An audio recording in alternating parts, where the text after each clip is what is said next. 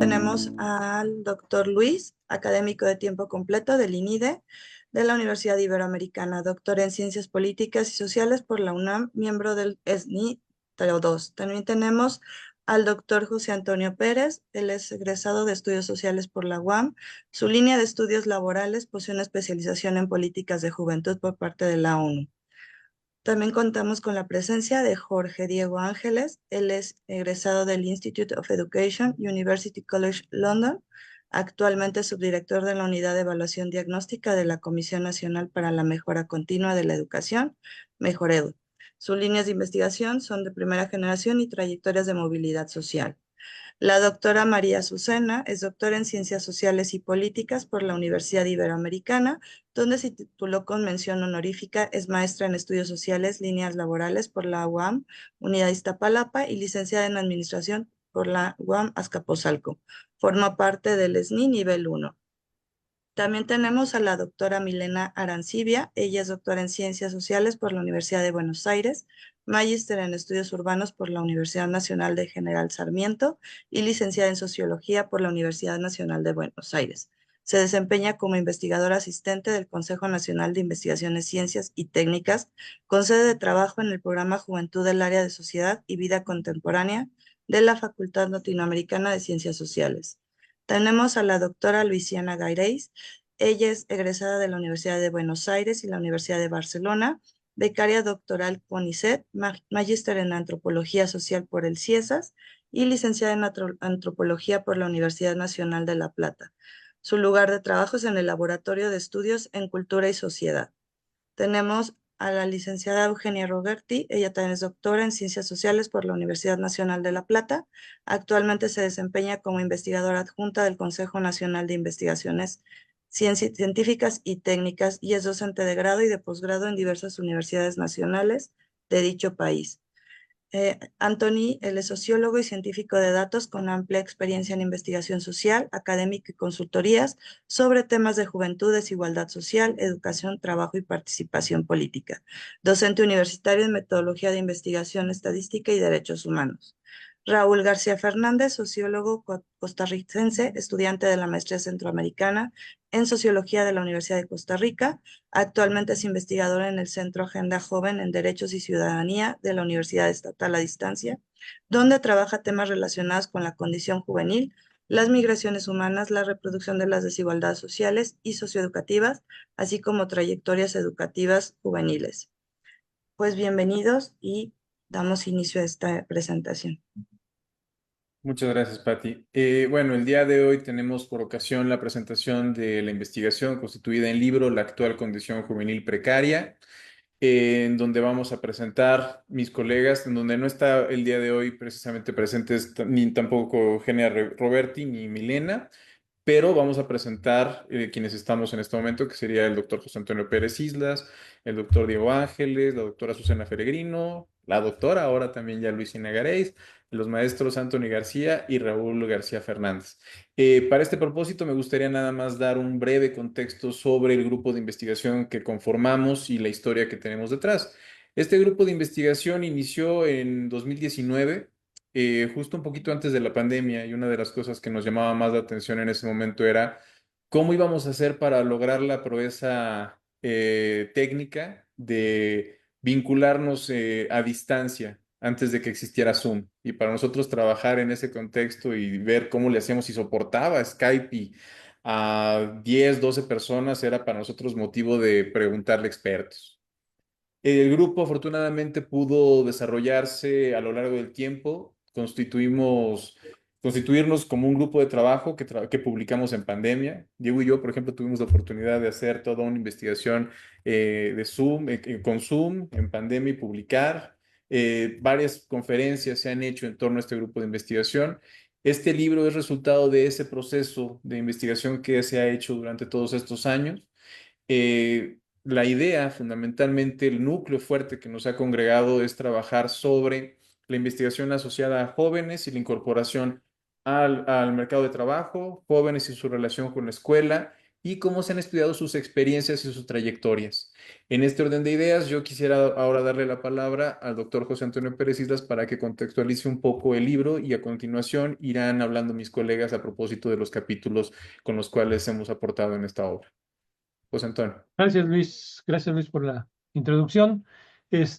Primero, el libro es un esfuerzo, ya lo dijo Luis, colectivo de un grupo que se constituyó en el Seminario de Investigación en Juventud de la UNAM, ¿no? Y el libro es exactamente también publicado por el Seminario de Investigación en Juventud, el año pasado. El libro fue producto exactamente de una preocupación que se desarrolló en un grupo sobre transiciones juveniles, ¿no? Que es una de las formas como trabajamos en el seminario de investigación en la UNAM, em, que es un poco ir comentando, ir conversando, ir discutiendo y compartiendo información en torno a diferentes elementos de las realidades juveniles. En este caso, particularmente, el grupo estaba concentrado precisamente en las preocupaciones sobre trayectorias educativas y de trabajo, de tal manera que el propio libro está concentrado en esas dos grandes temáticas. Son 5 textos, los dos primeros referidos a las experiencias laborales y juventud, el de Luis Mata Zúñiga y el de Diego Ángeles, y el de María Lucena Feregrino particularmente. Los dos siguientes se refieren a trayectorias y experiencias de participación, que son fundamentalmente estudios realizados en Argentina, el primero por Milena Arancibia y Lucinia Gareis, y el segundo por Eugenia Roberti, que ya decía Luis que no nos acompaña ahora, sobre políticas de empleo para jóvenes precisamente en ese país, en Argentina. Y finalmente, el libro concluye con un estudio bastante amplio, bastante eh, complicado al modo de ver, pero bastante productivo al final, que es precisamente de Anthony García y de Raúl García, desde Costa Rica. De tal manera que el libro se conforma precisamente por las experiencias de estos 3 países que tienen que ver precisamente con trayectorias laborales y educativas. En realidad, la participación mía en la coordinación que Luis hizo todavía como parte del Seminario de Investigación en Juventud fue tratar al final, como ustedes siempre saben, las introducciones se hacen al final, ¿no? De una de las cosas que, además de las particularidades que tuvimos precisamente en la trayectoria de la discusión y de los debates sobre los diferentes trabajos, esta percepción de que lo precario ya no solamente se quedaba precisamente en los temas de trabajo, fundamentalmente, que es donde salen las primeras investigaciones en torno a esta temática y que se extienden después a los asuntos educativos, eh, pero que particularmente en la vida de los jóvenes y sobre todo de las y los jóvenes en América Latina, cada vez han inundado mayores ámbitos, de tal manera que la pregunta es si esta precariedad no se ha ido extendiendo precisamente a la totalidad de la vida juvenil en nuestro continente. Y esta es una pregunta quizá que se genera al final de la investigación y de la misma publicación, ¿no? Que nos abriría, como ustedes saben, siempre los puntos de llegada son también puntos de partida, ¿no?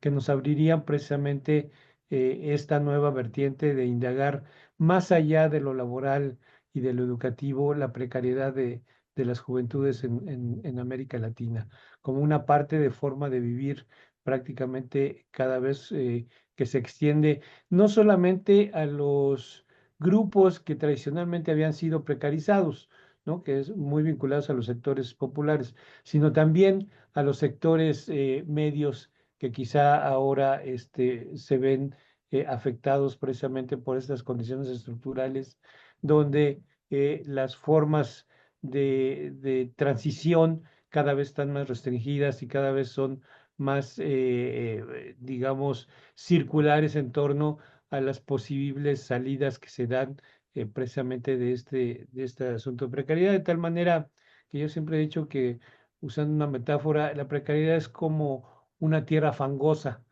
donde que entre más te mueves, cada vez más te hundes. Y precisamente me parece que es un asunto que nos tendría que llevar precisamente a esta reflexión en torno a esta extensión de lo precario a las vidas amorosas, a las vidas de relaciones de amicales, a las vidas a las formas de comunicación, etcétera, etcétera. Es particularmente el enfoque que tiene de inicio este libro, ¿no? Esta publicación, y que esperamos de posibilidades a una discusión mayor de otros ámbitos. Les dejo la palabra a los autores, particularmente de los trabajos que conforman este libro. Pues entonces seguiríamos ahora con Diego Ángeles, que nos permite entrar el capítulo 1. Diego, si eres tan amable. Colegas, muchísimas gracias y buena tarde a todos. Eh, Vaya, yo doy cuenta del primer capítulo, que es con el que abre el libro, y es la primera sección también del mismo libro, ¿no? Experiencias laborales y juventud. Este capítulo tiene de fondo el estudio de un grupo de 22 docentes jóvenes de la educación media superior, o la secundaria alta, más conocida en otras partes de Latinoamérica. Y son 22 jóvenes que laboran en escuelas públicas y escuelas privadas de la Ciudad de México. Ya lo comentaba el doctor Luis hace un momento en su introducción. Este estudio se realizó durante los primeros meses de la pandemia, entre los meses de mayo, junio y julio. La intención inicial era dar cuenta de cuáles eran los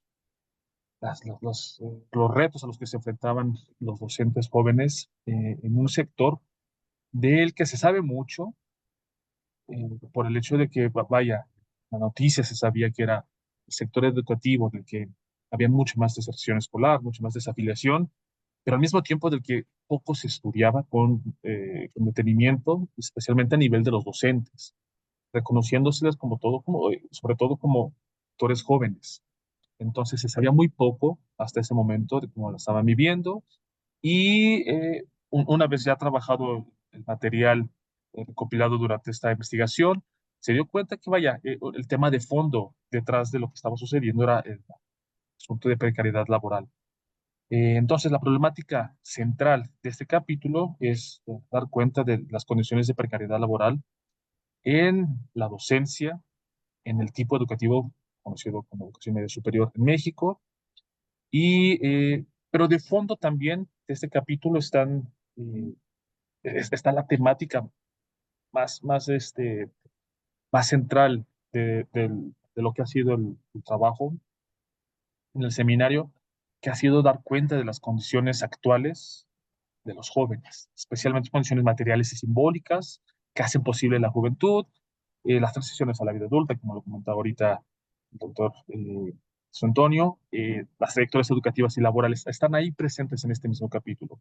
Pero bueno, la problemática es la precariedad laboral y algo que buscamos el doctor Luis Mata y yo fue dar cuenta de esta precariedad desde dos perspectivas, desde dos órdenes metodológicos.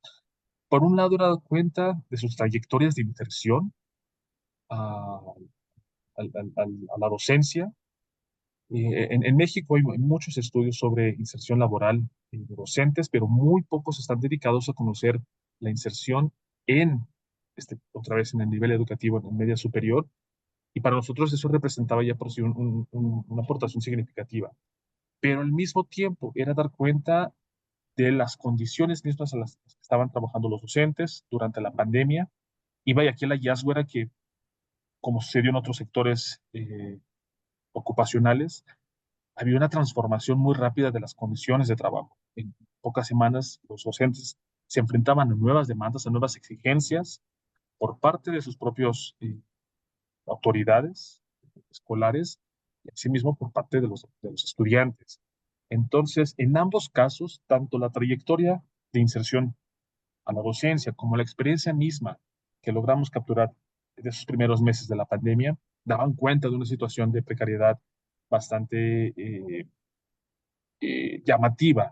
Llamativa por el hecho de que las condiciones materiales eran muy diferentes entre los dos grupos que logramos, con los que logramos trabajar, los estudiantes, perdón, los docentes de escuelas públicas, los docentes de escuelas privadas, y al mismo tiempo por ya no tanto la magnitud misma de esta precariedad, sino las cualidades mismas, ¿no? Ya se volvían precariedades mucho más asociadas a las labores emocionales que tenían que realizar, a los esfuerzos emocionales, al trabajo con las propias emociones de sus docentes. El trabajo ya no era necesariamente de orden pedagógico, del contenido mismo de la información, sino, por un lado, mantener a los estudiantes, si no interesados en la materia de la que cada docente se ocupaba, sí, cuando menos en educación, participando todavía dentro de lo que quedaba de la situación académica de los estudiantes,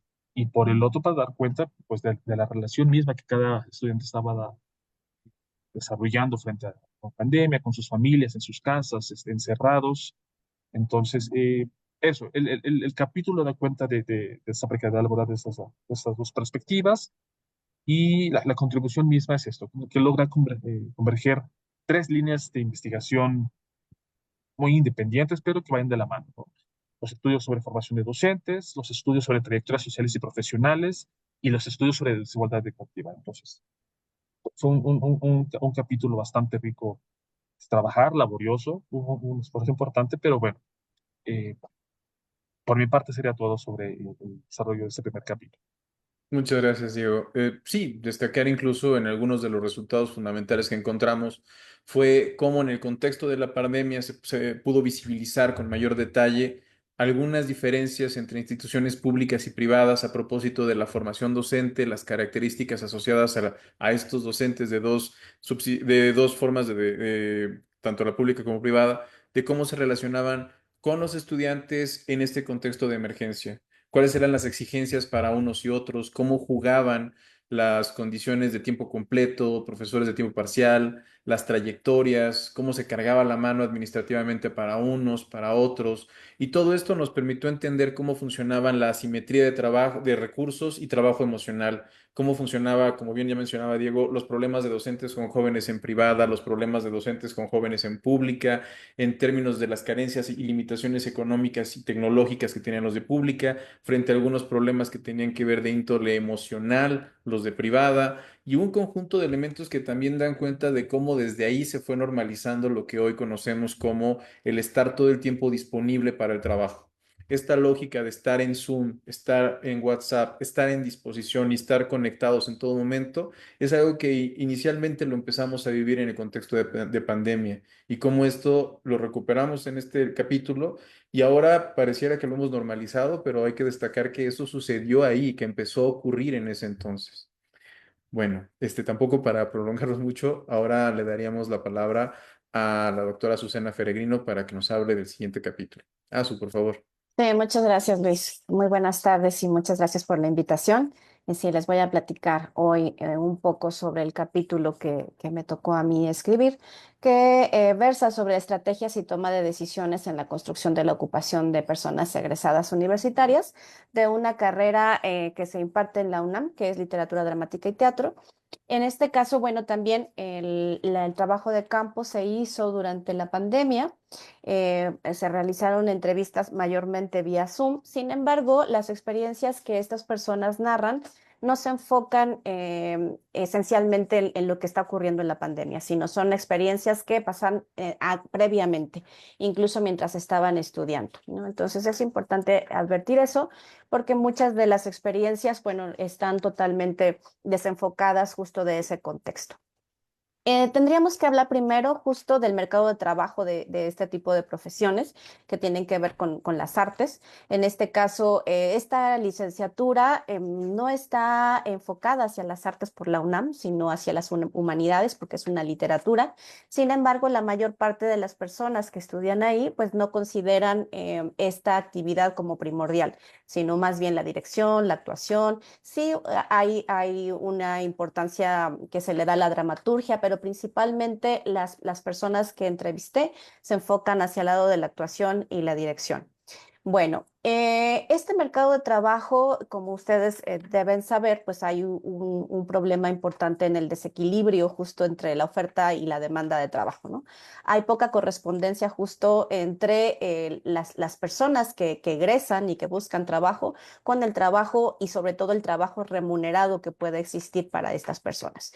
Es un trabajo fundamentalmente informal, eventual, por proyectos, autogestivo, que además tiene que nutrirse de muchas otras actividades para poder sobrevivir e incluso para poder seguir haciendo lo que a estas personas les gusta. Ellas y ellos mencionan comúnmente que hay actividades que las hacen para vivir en el sentido de tener para comer y otras porque les da la vida, ¿no? Que la vida misma es el arte. Entonces ahí hay un contraste interesante en la forma en que se ve el trabajo que estas personas hacen, porque lo ven más enfocado hacia el gozo, hacia disfrutar justamente a través del amor al arte su actividad. Entonces desde ahí hay condiciones que se dan que les acerca mucho a la precariedad, ¿sí? ¿Por qué? Pues en principio porque su actividad puede desarrollarse sin recibir ninguna remuneración económica. Entonces, muchas de estas personas deciden trabajar pues sin recibir un sueldo de por medio. Aquí hay una cuestión importante en el sentido de la construcción del nombre. Las personas buscan construir justamente el nombre artístico a través del desarrollo profesional, a través del hacer reiterado. Entonces, esa búsqueda de hacer reiterado lo que sucede o lo que va a provocar es una repetición de trabajo que no necesariamente les aporta en lo económico y a veces incluso ni en lo artístico. ¿Qué quiero decir con esto? Que muchas veces estas personas están buscando insertarse en diferentes proyectos por el simple gusto o por la simple necesidad de permanecer activas en el ámbito artístico y que las personas puedan ubicarlas como que siguen desempeñando su trabajo. Esto tiene mucho que ver justo con el estigma social que se le ha dado a la profesión, en tanto se le piensa como un trabajo, bueno, primero puede no considerársele un trabajo, puede pensarse que no es un trabajo la actividad artística. Desde ahí hay un problema fundamental a la hora de que reciben o no un pago por su trabajo. Por otro lado, también el hecho de que las familias puedan estar en contra de que estas personas estudien esta profesión debido justamente a la poca inserción laboral, la forma en que además tienen que vivir la intermitencia, ¿no? del trabajo, porque como decía yo hace un momento, son trabajos por proyectos, entonces pueden hacer un proyecto que puede requerir que estén ensayando a lo mejor 5 o 6 meses y que den funciones por una semana, por decir algo. O 5 funciones, o 6 funciones. Entonces, lo que se requiere de ellos es demasiado en relación justamente a lo que van a recibir a través de su trabajo. Y este es un problema también que precariza incluso a las propias familias. ¿Por qué digo esto? Porque en muchas ocasiones las familias se vuelven productoras de estas y estos jóvenes, ¿no? Como no hay recursos económicos para afrontar, bueno, la propia existencia en primer lugar, pero también poder producir una obra de teatro, poder producir algún proyecto, se echa mano de los recursos familiares, a veces también de colegas o de amigos, de pares en donde también se les pide de alguna manera que den también trabajo gratuito. Entonces, se depende de una red de personas, una red de solidaridades, una red social que posibilita justamente su trabajo, pero a través de la precariedad, a través de no recibir una remuneración económica o recibirla de una manera muy, muy limitada. Entonces, estas cuestiones llevan justamente también a que la propia profesión tenga una reputación especial, ¿no?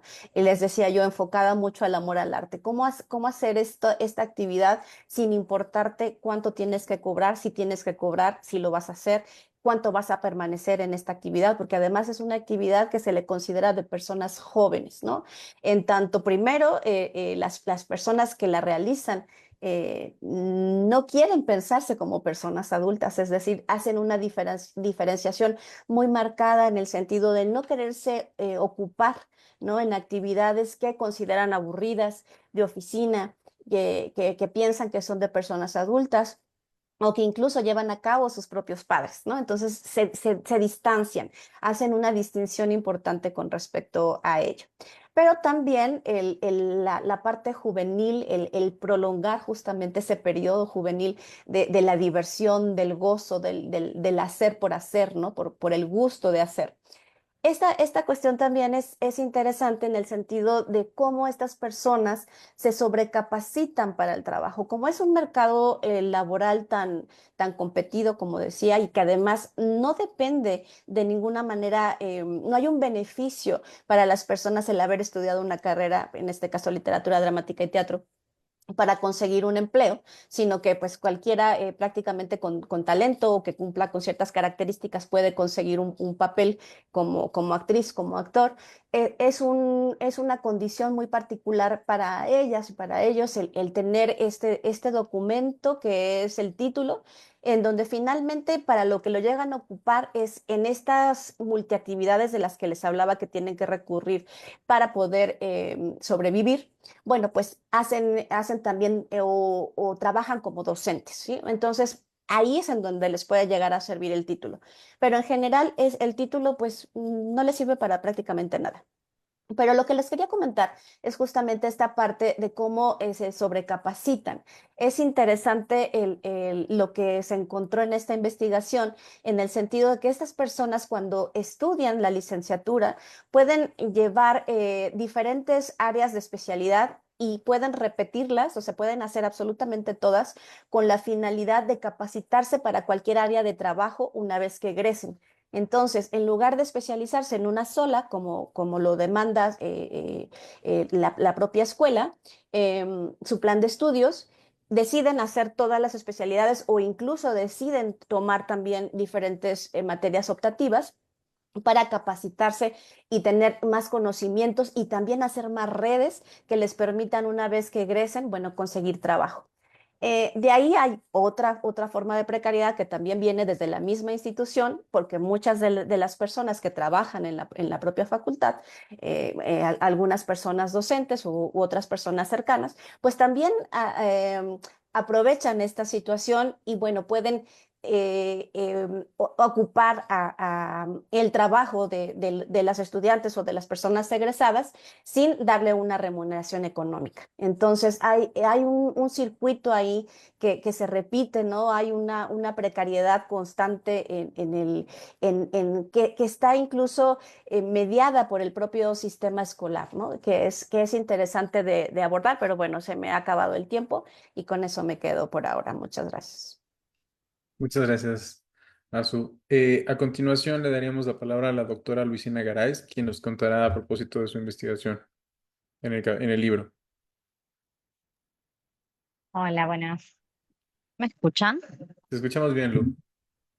Bien, perfecto. Estoy en una universidad pública, entonces por ahí hay mucho ruido, así que pido perdón de antemano. Em, en un marco de recortes de la Universidad Pública de Argentina, justo hoy la biblioteca está cerrada, hay un par de problemillas ahí.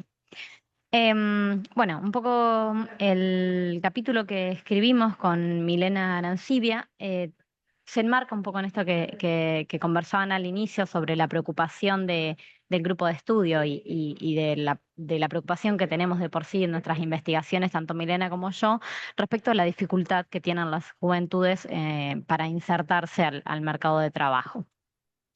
Y en específico, entonces hemos decidido enfocarnos en pensar qué pasa con los jóvenes que se insertan laboralmente dentro de organizaciones comunitarias o dentro de procesos de organizaciones colectivas. Esto tiene, este capítulo tiene en la actualidad, en el contexto que estamos viviendo en Argentina, o ha cobrado, ¿no? Si se quiere, una importancia mucho más importante de la que tenía cuando lo pensamos escribir con Milena, porque hoy por hoy gran parte de lo que les voy a comentar está fuertemente en disputa. El Estado argentino con la ultraderecha en el gobierno ha recortado muchas de las políticas públicas de las cuales se sustentaban muchos de estos trabajos que les voy a comentar a continuación. Bueno, pero lejos de pensar que esto ha quedado obsoleto, las organizaciones ambas que nosotros hemos trabajado en este artículo todavía existen y más bien sentimos la necesidad de decir, de reponer la importancia que tienen estas organizaciones sociales en la vida de las juventudes de sectores populares, tanto en el campo como en la ciudad, para hacer de sus vidas un poco más vivibles, ¿no? Entonces, bueno, como les decía, este artículo ha formado a partir de los resultados de dos investigaciones, tanto de Milena, que ella investiga una organización que se llama Familia Grande, conocida como el Hogar de Cristo, que es una organización que trabaja principalmente con jóvenes que tienen consumos problemáticos de sustancias, pero hacen un montón de otras actividades y generan un montón de trabajos diversos, que es un poco lo que venimos a comentar. Y el MTE, que es el Movimiento de Trabajadores Excluidos, específicamente, que es lo que investigué yo en Misiones, en un territorio rural. Entonces, bueno, un poco el objetivo del capítulo es poder dilucidar algunas de las características que tienen estas experiencias de participación de trabajo dentro de estas organizaciones. Para esto es necesario reponer, o consideramos con Milan en su momento, reponer qué significaba la economía popular, porque estas organizaciones se enmarcan en lo que en Argentina se conoce como economía popular. La economía popular es un concepto que surge en el marco de los movimientos sociales, principalmente tiene como raigambre un poco las discusiones sobre la economía social y solidaria, pero principalmente como concepto, la sociogénesis del concepto ha sido la lucha de los movimientos populares, principalmente, si bien tiene un mayor desarrollo, diríamos, empiezan en el 2011, se constituyen bueno, un triunvirato de organizaciones que empiezan a poner a presentar esta categoría para nuclear a los trabajadores que en otros lugares podemos pensar que son trabajadores informales, pero que nosotros creemos y las mismas organizaciones piensan que lo que tiene, la potencia que tiene este concepto es poder nuclear y poder nombrar a trabajos y a trabajadores que en general no son vistos como tales. Esto es, a los trabajos de cuidado, es decir, a las tareas domésticas o de cuidado de adultos mayores o de las niñeces, a los trabajos rurales de autosubsistencia, que podemos enmarcar como las economías campesinas, y bueno, a una multiplicidad de trabajos informales urbanos.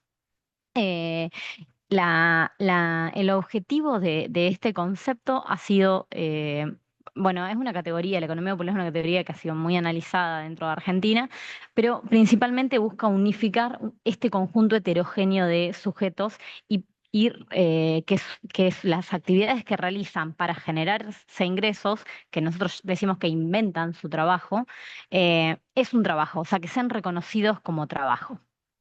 Y a partir de ahí, entonces, una vez que uno reconoce que esa actividad es un trabajo, puede disputar, por supuesto, ciertos derechos laborales, como tienen otros trabajadores, a partir de realizar otros trabajos que sí son reconocidos y valorizados dentro del sistema capitalista.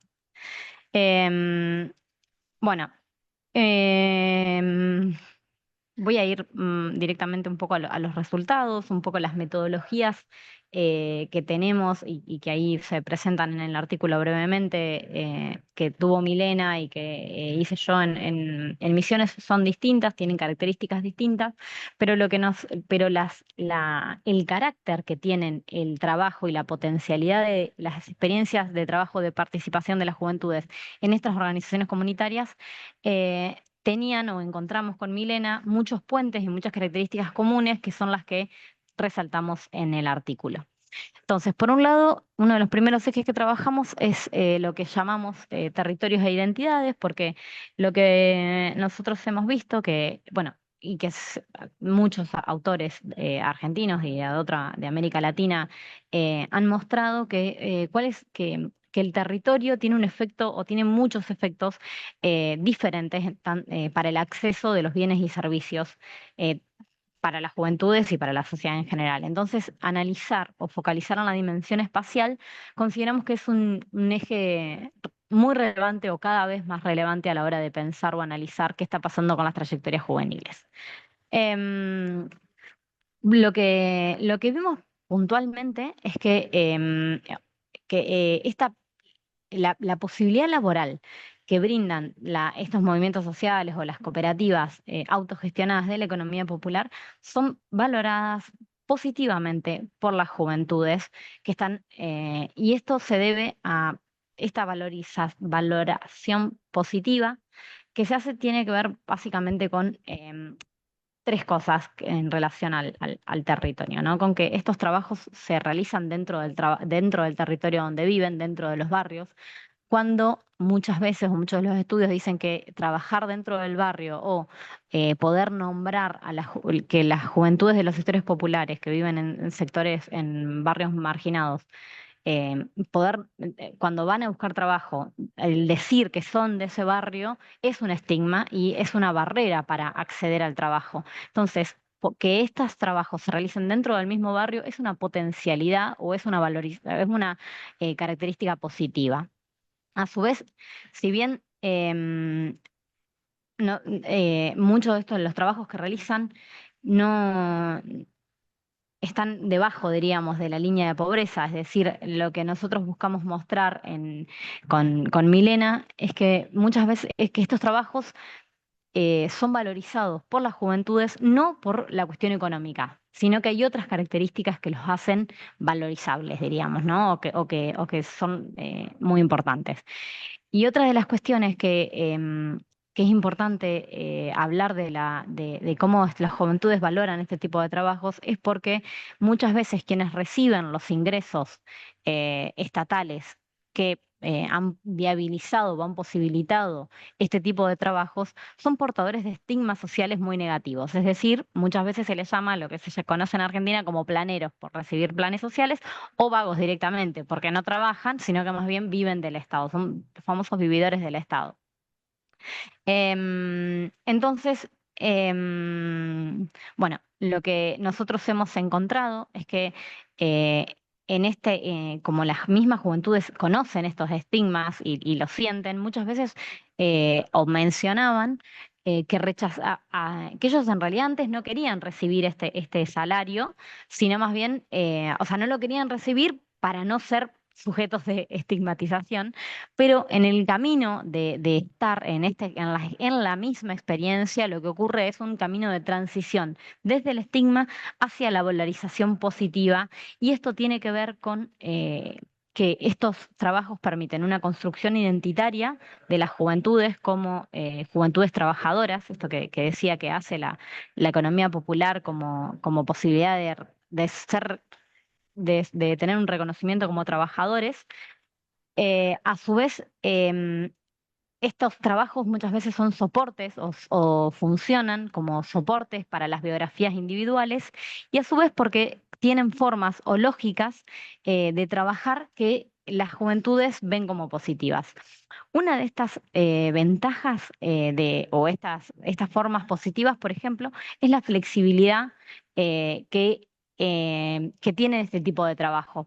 Muchas veces al al trabajar dentro de, al ser trabajos que se realizan dentro de la organización comunitaria, las lógicas que se manejan son mucho más flexibles frente a una juventud que tiene problemas de consumo o que tiene diversos problemas que entonces no pueden llegar a horario, o sea, o se les dificulta el cumplir un horario determinado, o tienen, muchas veces las mujeres tienen que asistir con sus niñeces porque a los lugares de trabajo, y estos lugares de trabajo habilitan esa posibilidad.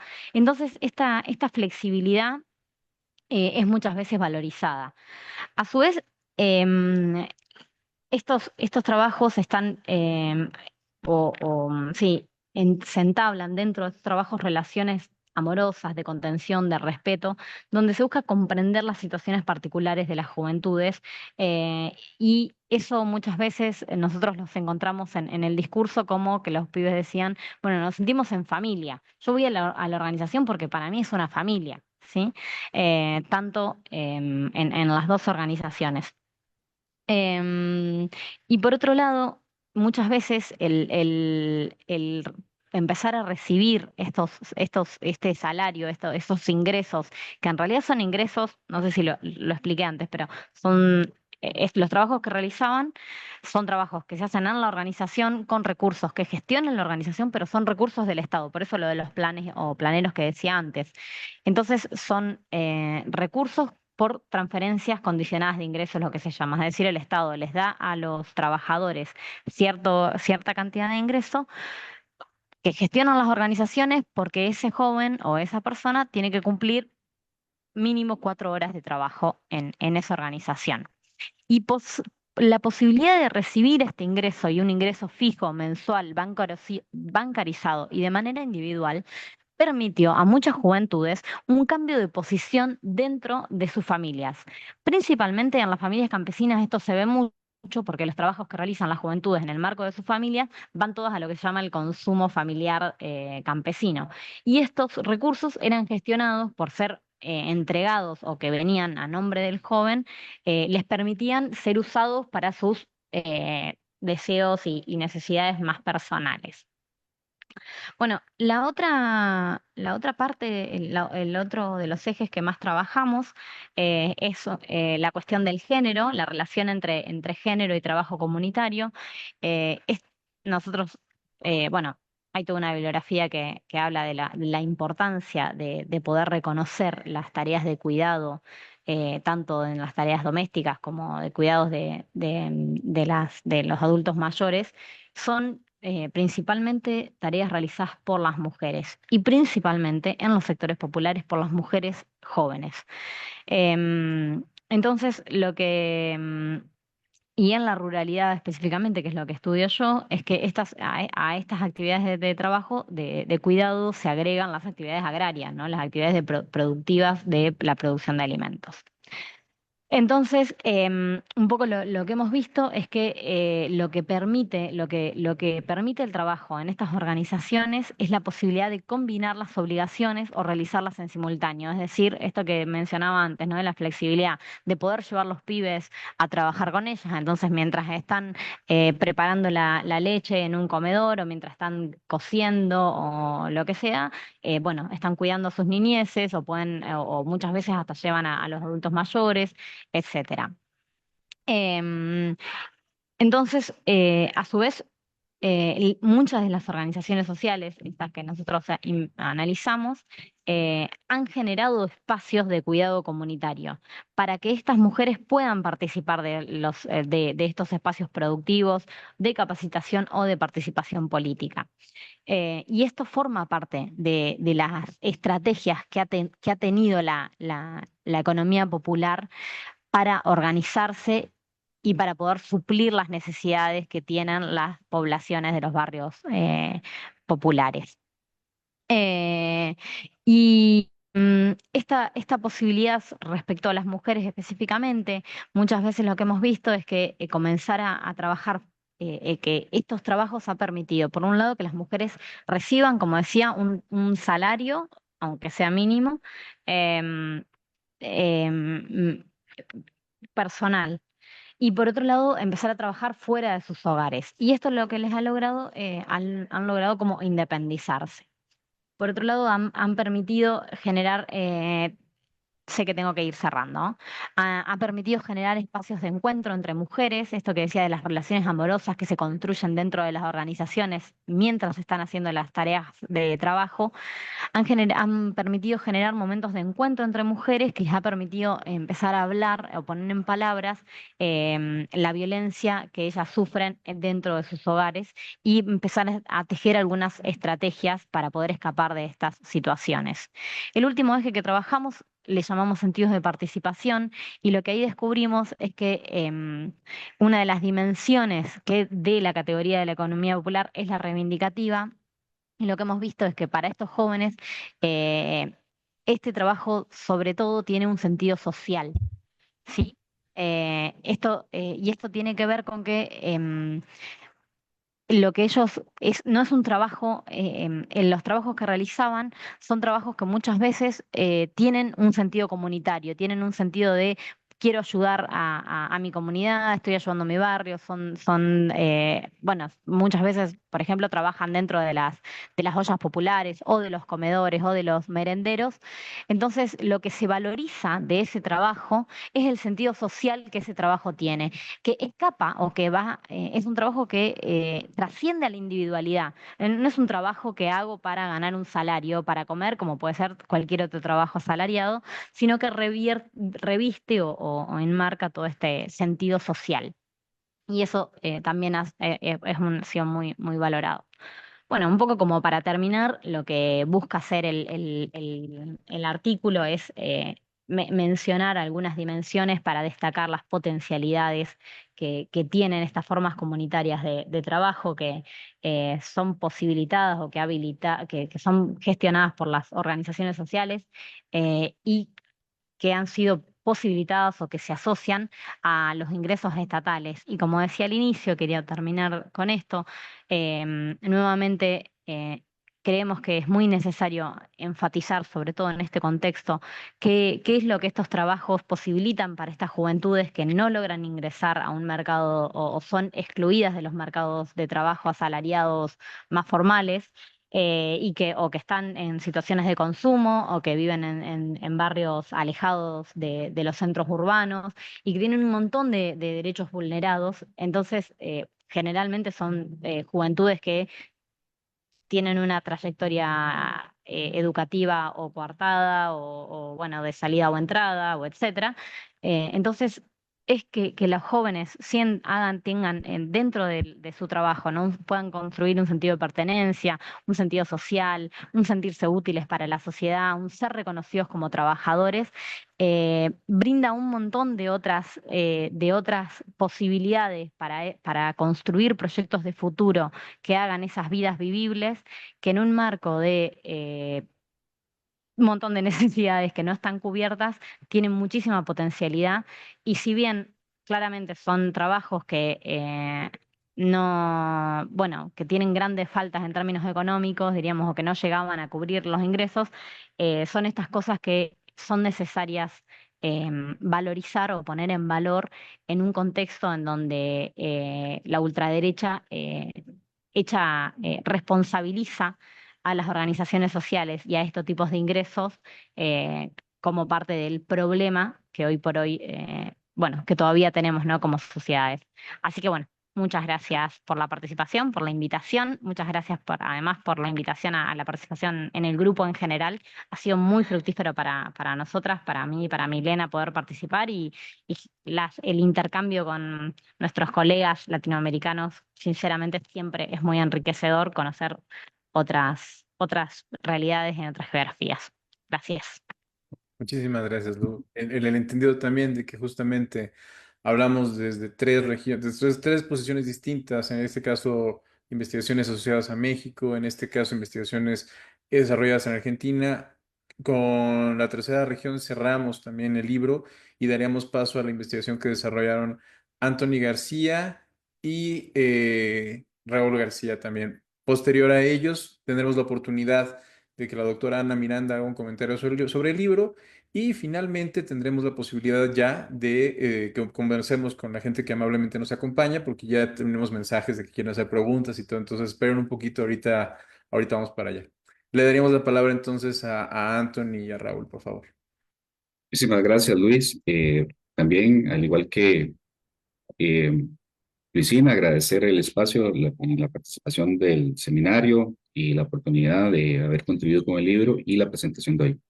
Luis, no sé si me permite compartir pantalla. Bueno, ya veo que ya puedo compartir. Vamos a presentar utilizando estas diapositivas.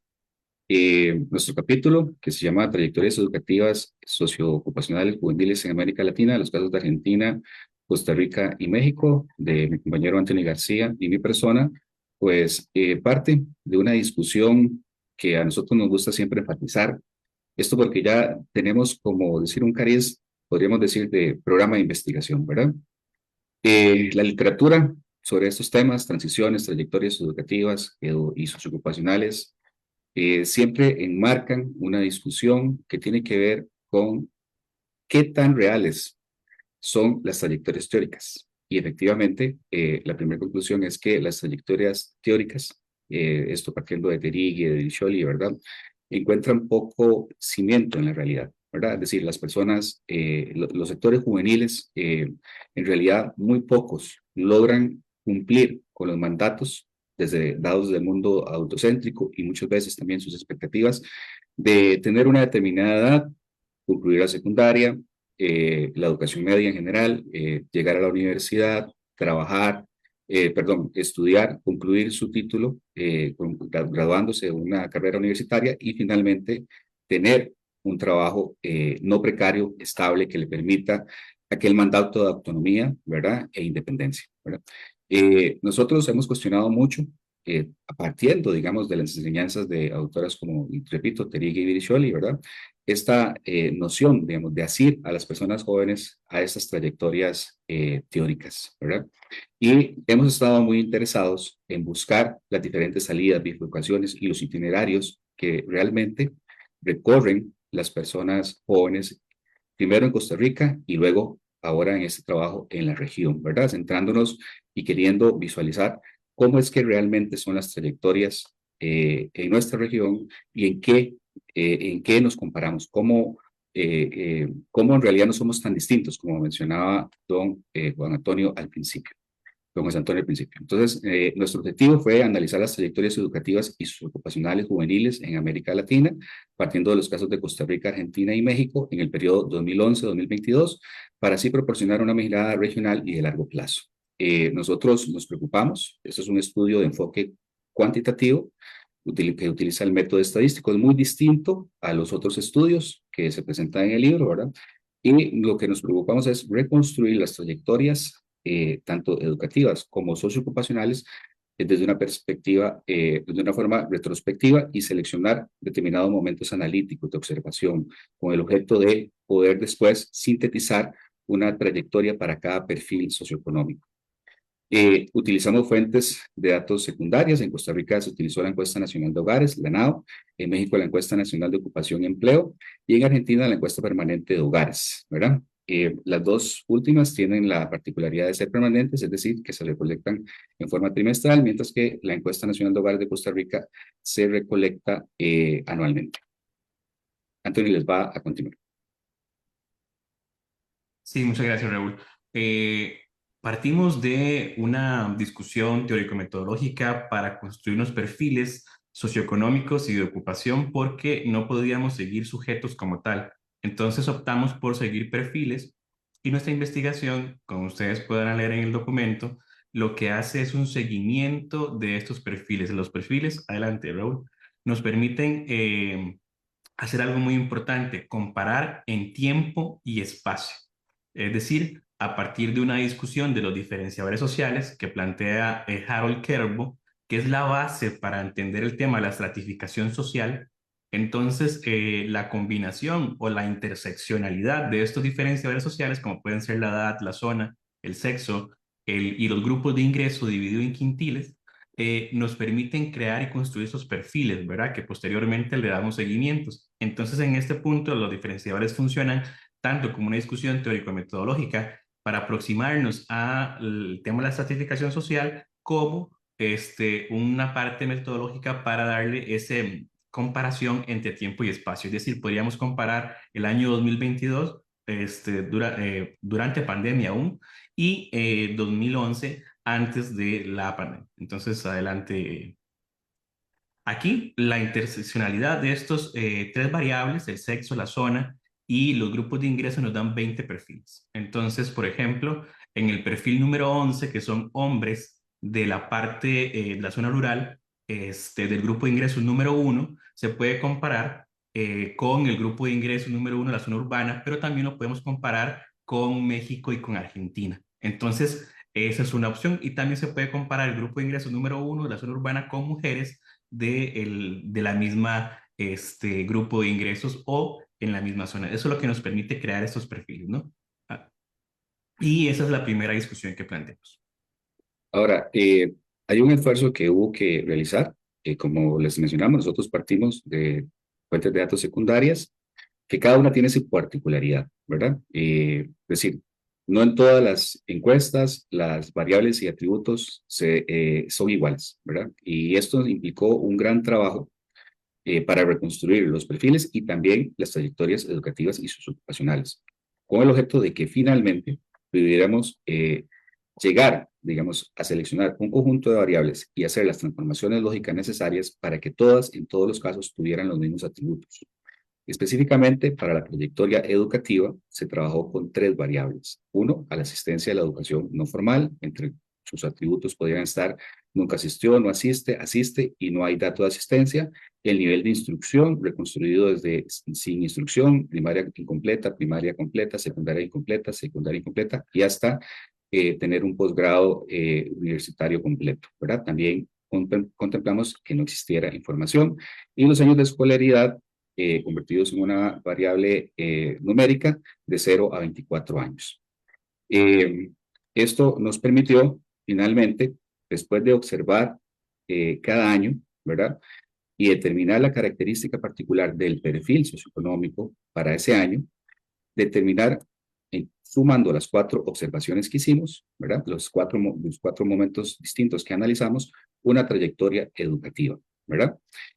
Acá no vamos a presentar las tablas extensas que están en el libro, ¿verdad? Vamos a presentar parte de las mismas, y esta en específico refiere a las trayectorias educativas urbanas y de mujeres, ¿verdad? Según grupo de ingresos y perfiles socioeconómicos. ¿Cuál es la característica? ¿Qué es la característica general que nosotros observamos en cuanto a las trayectorias? Bueno, que hay una clara relación con el origen social de las personas jóvenes.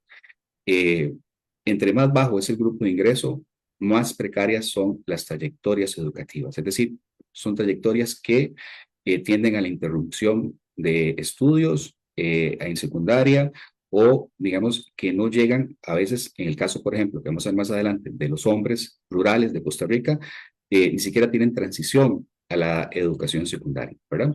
Aquí hay una cosa que aclarar también. Nosotros tuvimos que homologar los sistemas educativos, y cuando digo educación secundaria es por decir así, una muletilla que tenemos en Costa Rica, ¿verdad? Porque nosotros a la educación media, es decir, desde el 7º hasta el 11º o 12º años de estudio, le llamamos educación secundaria, pero estoy refiriendo a la educación media en general, y nosotros estamos comparando la educación media en general entre los 3 países, ¿verdad?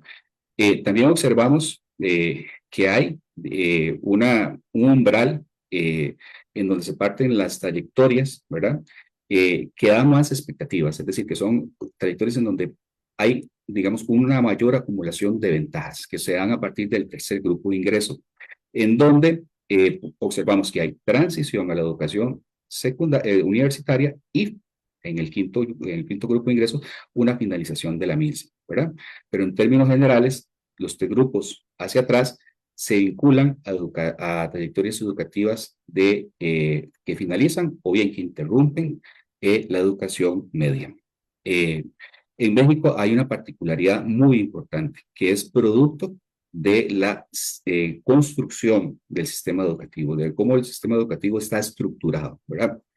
Y es que en todos los sectores rurales, aunque también se ve en parte de los sectores urbanos, hay una interrupción temprana en la educación secundaria, ¿verdad? Es decir, y esto específicamente quiere decir que el momento de transición entre la educación secundaria, lo que se conoce en México como educación secundaria, y la educación media superior, implica un clivaje profundo en las trayectorias educativas. Y hay evidencia, como repito, especialmente para los sectores rurales, en donde se indica que muchas personas jóvenes, ese es el momento donde interrumpen estudios, ¿verdad? Y esto pone a México, por decirlo de alguna otra forma, en una situación desventajosa con Costa Rica y Argentina, en donde al menos o se termina, aunque sea con aplazamiento de la educación secundaria, y en algunos casos, digamos, se pasa a la educación superior, especialmente en los grupos de ingresos más altos. Antonio. Sí, bueno, al ver las trayectorias educativas, voy a hablar un poco de las trayectorias socioocupacionales, seguimos la misma lógica. Adelante, Raúl. Y como ustedes pueden observar en esta diapositiva, partimos tratar de capturar todos los grupos socioocupacionales, entendiendo más allá de la parte estrictamente laboral, donde hay una relación contractual.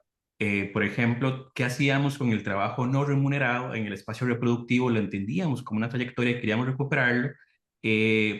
Sabemos que la discusión es sobre el tema de los cuidados, pero las encuestas no recolectan toda la información sobre los cuidados, sino el tema del trabajo no remunerado como tal, eso es lo que podemos tener acceso, y entonces recuperamos las trayectorias como trabajo no remunerado. Pero también tenemos una que tiene que ver con el desempleo abierto, también el desempleo oculto, es decir, aquella posibilidad que tienen las personas para buscar trabajo, que desean hacerlo, pero están imposibilitados y no lo están haciendo en este momento.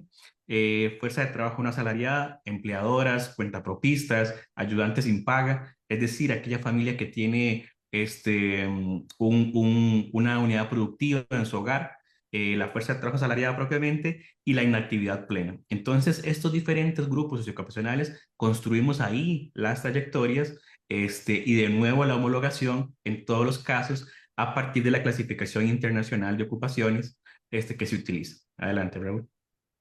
Bueno, en la comparativa que hacemos, ¿verdad? Una insistencia que uno podría hacer en este caso, que ya lo ha mencionado Raúl, era aquello que la generación joven, en este caso, podríamos decirlo, que hay alguna regularidad empírica en los tres casos estudiados, Costa Rica, México y Argentina. Muchas veces pareciera que hay algunas diferencias, pero a partir de los casos estudiados y a partir de la data, ¿verdad? Que se utilizó las encuestas del 2011 hasta la 2022, podemos comprobar, por ejemplo, que tanto Costa Rica como Argentina, las mujeres urbanas tienen una inserción temprana al mundo del trabajo no remunerado, ¿verdad? Ya veíamos que las del grupo de ingreso más bajos tenían una interrupción temprana de estudios y por lo tanto esta interrupción temprana de estudios lo que ocasiona es que en la parte ocupacional haya una incorporación al mundo del trabajo no remunerado, ¿verdad?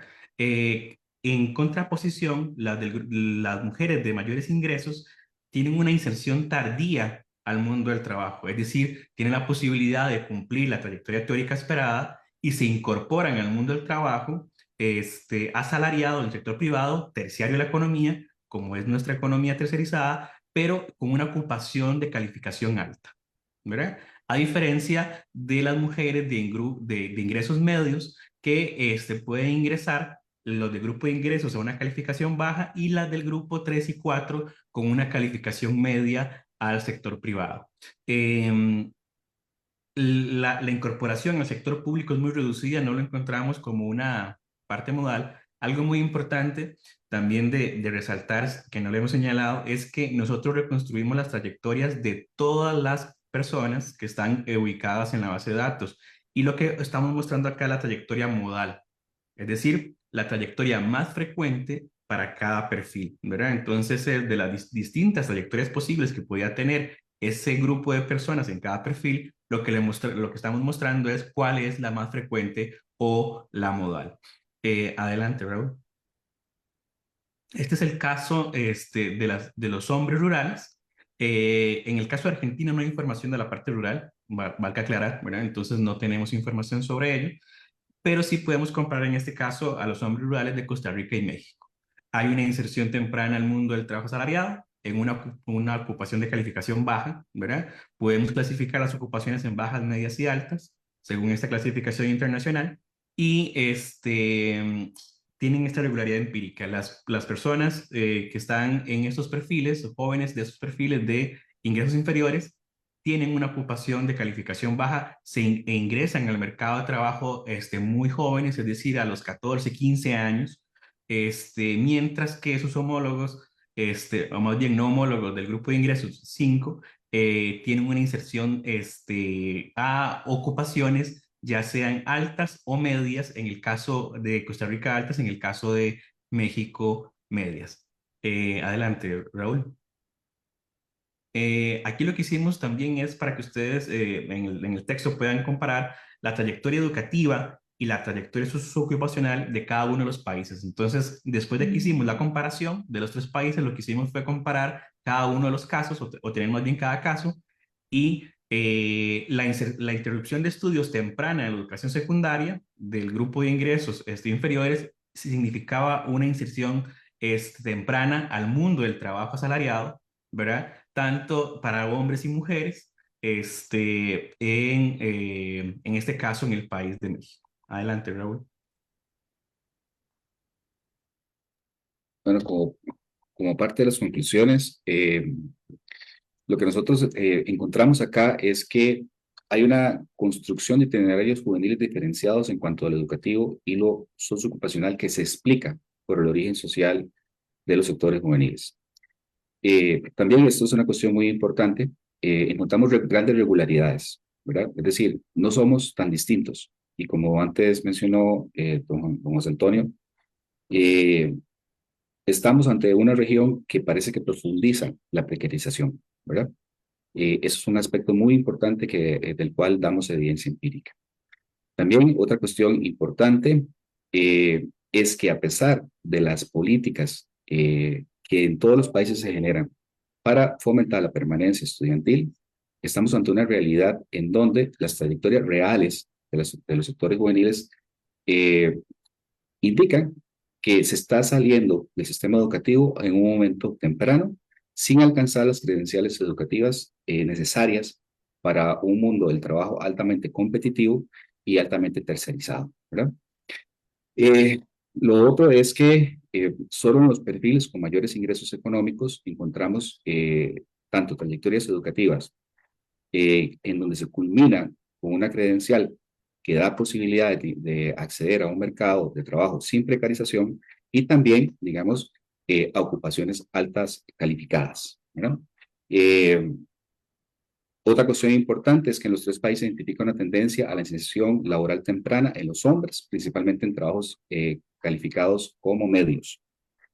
Y que a pesar, digamos, de las políticas de inclusión de género, las mujeres siguen siendo relegadas al mundo del el trabajo no remunerado, a pesar de que muchas veces y en muchos casos tienen una igual preparación académica, una trayectoria educativa igual o mejor que la de los hombres.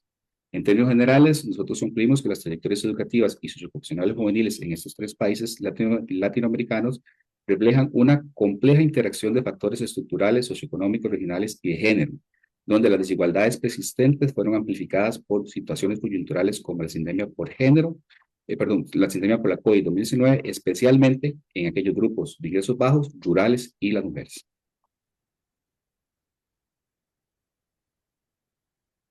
Eso sería. Voy a dejar de compartir. Muchísimas gracias, Raúl y Anthony. Bueno, como pueden darse cuenta, en el caso del libro se trabajan estos tres casos. En el caso mexicano destacamos cómo los jóvenes docentes en educación media superior mantienen contratos temporales, bajos salarios, condiciones realmente complicadas. Esto supone un impacto fundamental sobre la sobrecarga emocional y de habilidades blandas desarrolladas en el contexto de pandemia. Como en el libro se presenta la investigación de la doctora Feregrino, en donde se destaca esta noción que ella desarrolla del trabajo cool, que destaca la singularidad que supone este tipo de trabajador egresado universitario asociado al mundo del arte, del cual también tenemos un conjunto de otras profesiones que perfectamente caerían en ese esquema. En el caso de Argentina, entender cómo sucede el trabajo comunitario a través de jóvenes en Buenos Aires y Misiones y cómo enfrentan la precariedad además del trabajo que nos proporciona Eugenia Roberti. Y finalmente, destaco también cómo en el trabajo que presentan de Costa Rica, en el caso de Costa Rica, Anthony y Raúl, se destacan las trayectorias educativas a propósito del empleo de baja calificación, la influencia del género y el origen social, para entender cómo la precariedad también nos hermana regionalmente. Cuando estaba yo haciendo la revisión del texto a propósito de cómo se puede articular una lectura común de la investigación, no pudo, me llegó a la mente más bien la frase de John Maynard Keynes, a largo plazo todos estaremos muertos. El empleo la empleo más bien Maynard Keynes para enfatizar cómo la importancia de las políticas económicas a corto plazo señala que no era suficiente para argumentar que éstas se darán a largo plazo. Los equilibrios económicos se corregirían de manera natural para la gente que sufre concesiones en el presente. La idea de apostar a futuro y entender que los jóvenes están pensados para futuro supone en buena medida la lectura de la precariedad que estamos contemplando.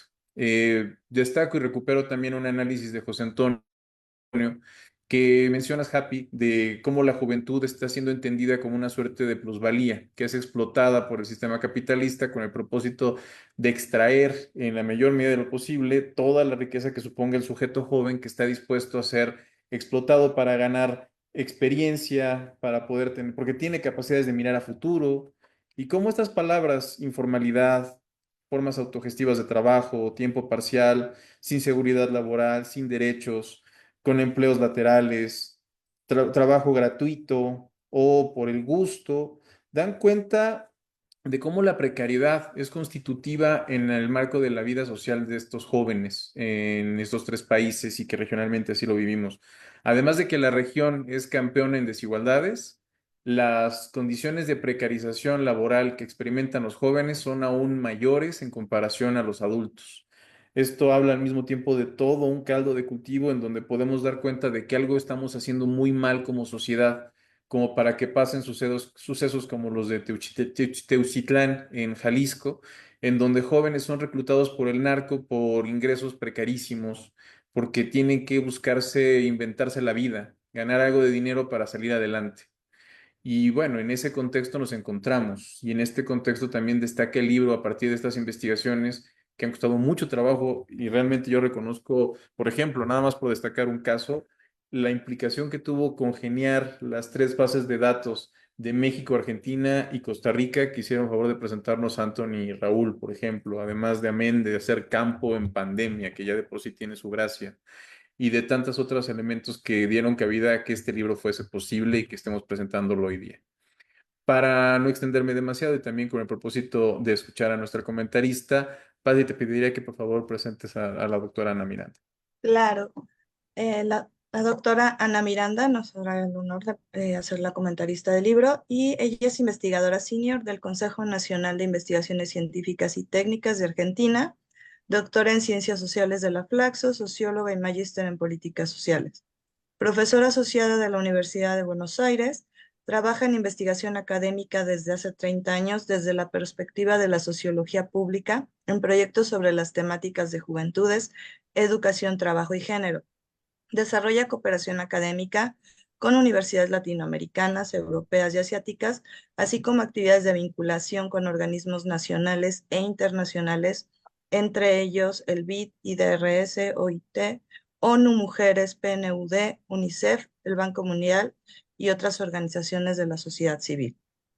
Ha escrito 2 libros y compilado 8, tiene más de 80 artículos en libros y revistas científicas y en la actualidad está trabajando en el desarrollo del índice de transiciones en desventaja en conjunto con la Universidad Autónoma de Barcelona y con el apoyo de la Fundación Ayuda en Acción. Se trata de una herramienta que permite analizar de forma comparativa la situación de la transición al mercado de trabajo de las juventudes latinoamericanas. Bienvenida y le dejo el micrófono. Hola, ¿qué tal? Muy buenas tardes para todos, para todas. Muchas gracias, Patricia, por la introducción. Muchas gracias a Luis y a José Antonio por esta invitación. Es un honor para mí estar aquí compartiendo esta tarde con ustedes. Mis felicitaciones también para las autoras las autoras y los autores del libro.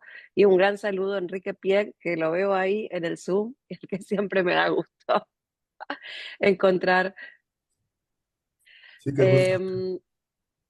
Sí, espero que podamos vernos pronto personalmente en alguna actividad. Entiendo que este año tenemos varias. Sí.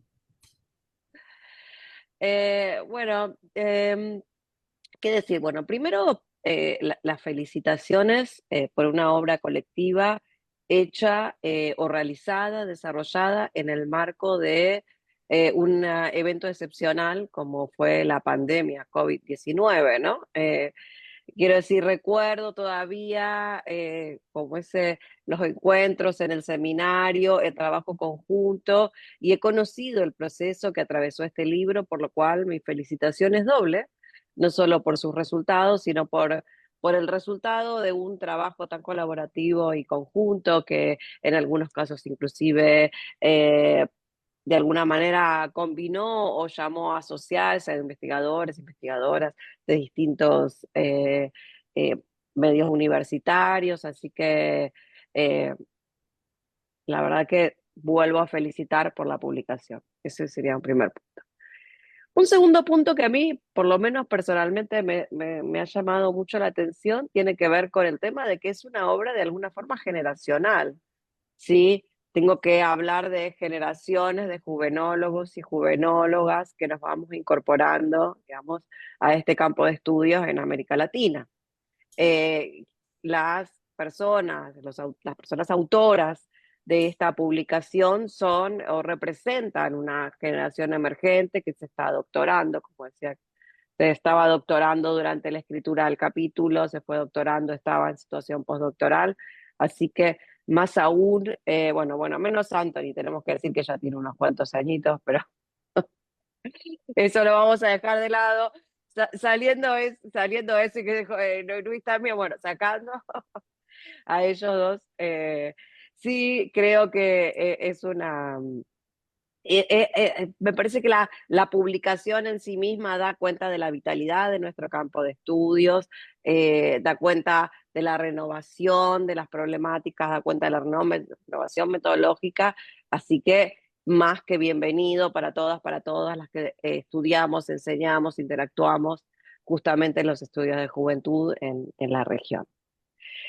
Luego de eso creo que se han a lo largo de la presentación, bueno, tanto la presentación de Luis, la presentación de los autores y las autoras, dieron cuenta de los contenidos del libro, yo también los leí, y respecto de esto me surgieron algunas ideas cuando los leí, quiero decir, algunas ideas que fueron haciendo que tienen un poco que ver con una mirada actual también, ¿no? Porque es verdad que a veces es tremendo, ¿no? La lógica del trabajo científico o académico, ¿no? Uno se pasa un tiempo muy largo y tiene que tener una distancia, se pasa un tiempo muy largo y tiene que tener una distancia para observar los fenómenos.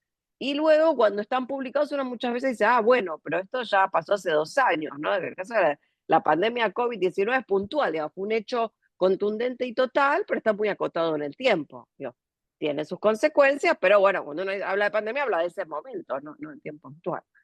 Yo digo, bueno, hay algo ahí, ¿no? En donde uno envidia un poco el trabajo periodístico en eso, ¿no? Que es más inmediato, tiene una reflexión, vamos a decir, no es tan profunda, pues sí, es más de coyuntura. Nosotros no tenemos observación de coyuntura. Inclusive, como antes decía Luisina, nosotros acá en Argentina, por ejemplo, estamos en un momento particular que cambió mucho respecto al 2023, pero bueno, estamos todavía transitándolo, no es que los estudios que tengamos ahora vamos a poder decir de forma acabada lo que está pasando, porque no, pues si no, no sería ciencia, sería o periodismo, investigación o alguna otra, como ese rama del pensamiento, no es la que hacemos nosotras o nosotros en las universidades. Entonces, parece que ahí hay un punto. Lo que yo puedo decir hoy tiene que ver un poco con mi visión de hoy, digamos, y quizás también un poco teñida con quizás lo que pasa aquí en el sur, ¿no? Porque sí es notable, y cuando leía la introducción de Luis, digo, bueno, significa la precariedad, ¿no?, en los distintos países de América Latina y cómo las coyunturas políticas, cómo las historias particulares, mismo los distintos lugares subregionales, ¿no?, hacen que esa precariedad pueda ser tratada o transitada de distintas maneras, ¿no? Inclusive pienso en la hipótesis de la plusvalía generacional, ¿no? Digo, bueno, la plusvalía generacional, ¿no? Sabemos, por ejemplo, que muchas veces en Europa o en los países del norte global, esta plusvalía es un hecho y dice, bueno, nosotros tenemos una plusvalía generacional, afecta, ¿no?, a toda una generación. Ahora, en América Latina, con los procesos de desigualdad, esa plusvalía generacional, ¿afecta a todas las personas por igual? No, en principio vemos que no, vemos que hay algunos o algunas, digamos, que sufren esos procesos generacionales de precarización de forma más intensa y otras y otros que podríamos decir, como solían decir mis colegas del área de economía, están por arriba del ciclo, digamos, ¿no? Independientemente del ciclo económico, del ciclo de precariedad, de todas maneras, no viven una vida tan precaria, ¿no? Entonces, ahí, digamos, hay un tema que me aparece y es volver a pensar, digamos, estos resultados de investigación en las distintas coyunturas. En las salidas de la crisis, de la pandemia en cada uno de los países, y cómo se salió, digamos, de esa coyuntura, ¿no?, en los distintos países. Por ejemplo, a mí me llama mucho la atención, inclusive cuando lo leía, yo creo que México debe ser de los únicos países que no cambió de gobierno posteriormente después de la pandemia, ¿no? O sea, no cambió la orientación del gobierno. Cambió gobierno, pero no cambió partido político. En la mayoría de los otros países, en general, haya sido cual haya sido el signo del gobierno, los oficialismos perdieron, ¿no? Inclusive, eso hizo, digamos, que, por ejemplo, aquí se asociara mucho el voto joven, ¿no?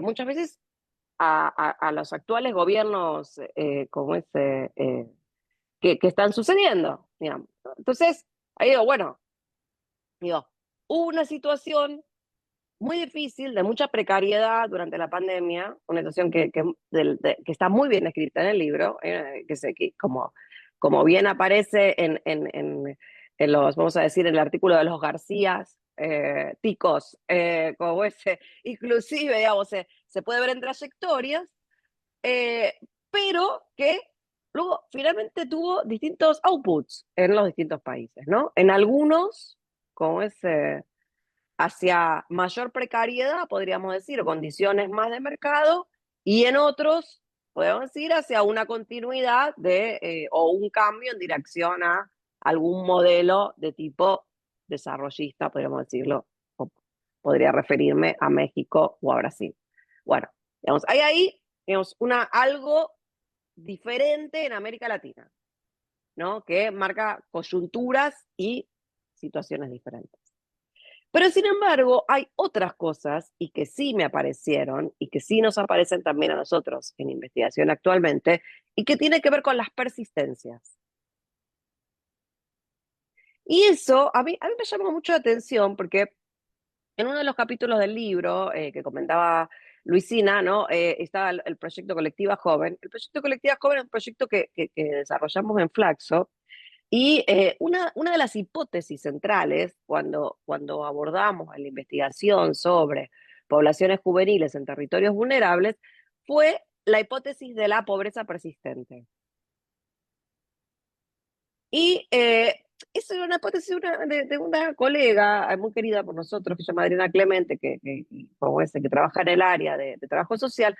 Pero ella decía, bueno, en Argentina, a pesar de que nosotros transcurrimos, ¿no?, durante el periodo del 2010, de toda esa década, lo que se conoció como la década ganada, ¿no?, en ese periodo se decía, bueno, a pesar de la década ganada, nosotros tuvimos procesos de pobreza persistente y segmentados en algunos territorios. ¿no? Que no hubiese una característica típica, por lo menos de las grandes áreas, hasta ese momento en Argentina. Bueno, cuando nosotros vemos los datos de hoy, lo que encontramos son, y en eso sí, creo que acuerdo un poco con el planteo, bueno, acuerdo mucho con el planteo de José Antonio y también de Luis, encontramos quizás persistencia de las precariedades, digamos, y de ciertos fenómenos asociados a trayectorias de, por ejemplo, de abandonos escolares tempranos, de ingresos al mercado laboral informal temprano, en amplias poblaciones, ¿no?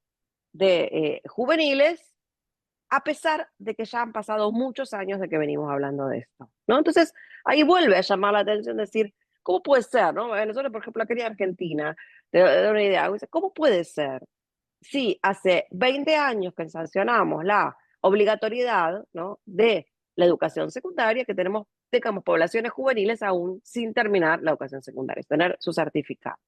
Bueno, ¿cómo puede ser, digamos, ¿no?, que luego de haber pasado diferentes contextos socioeconómicos y saber que los problemas de inserción laboral son caros entre las personas jóvenes, son expandidos, todavía tengamos, ¿no?, como estos problemas arriba de la mesa?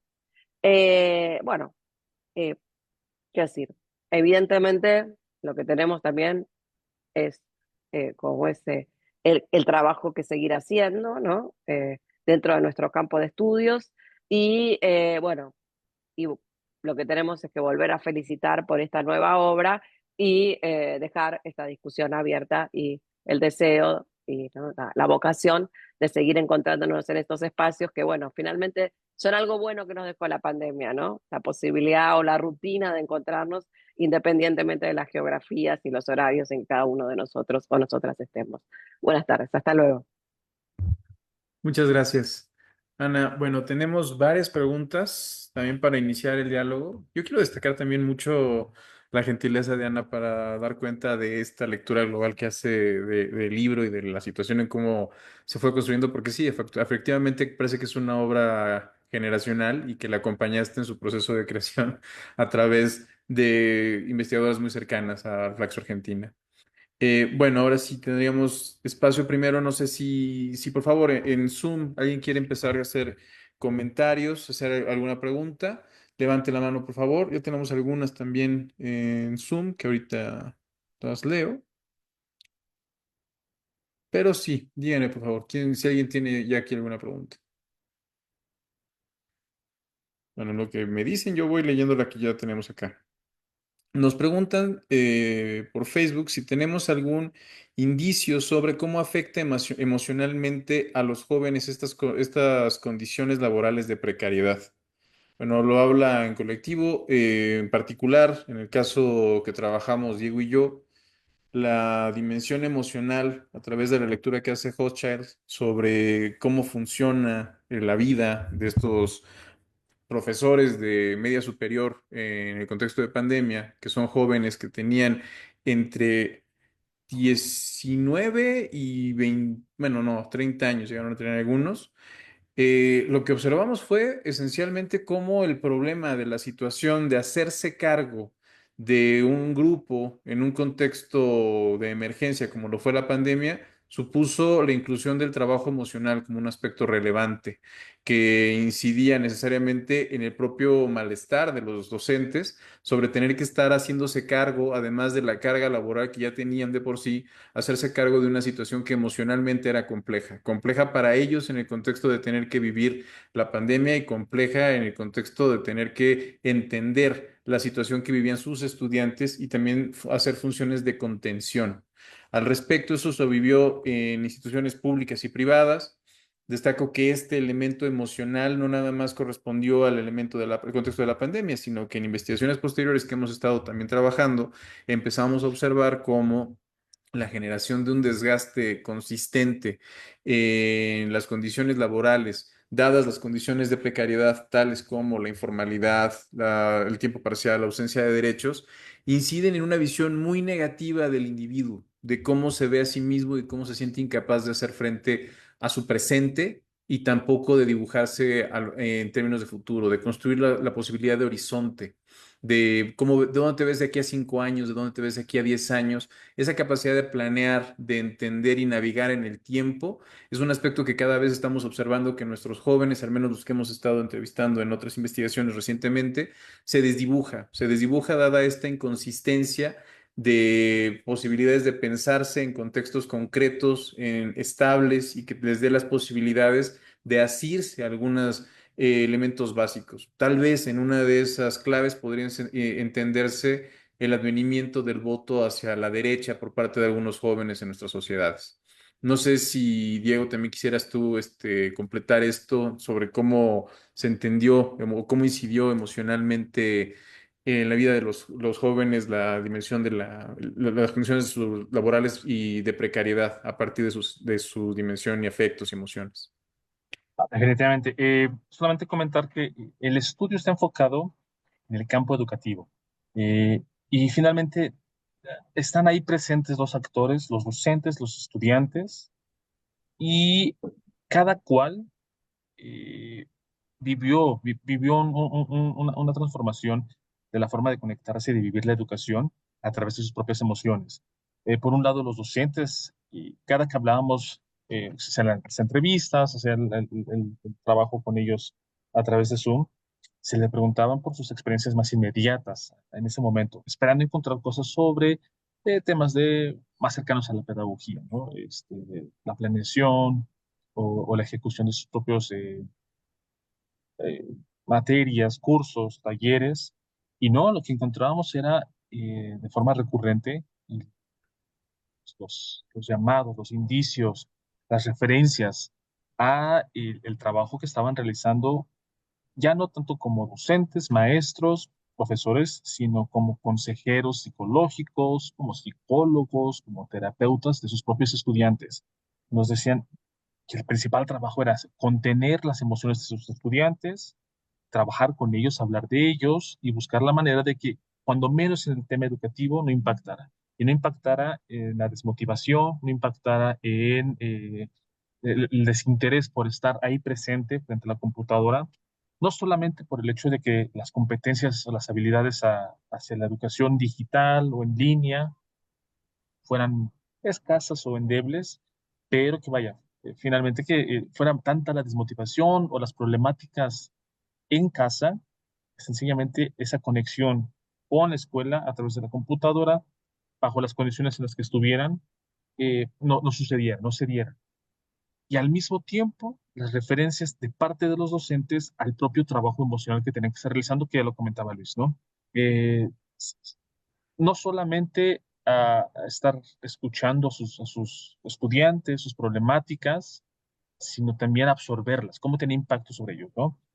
Y los casos eran diferenciados. En el caso de los docentes de escuelas públicas, había mucha referencia a la problemática emocional, pero derivada de la carencia del material necesario para participar en la educación a distancia, computadora e internet en casa.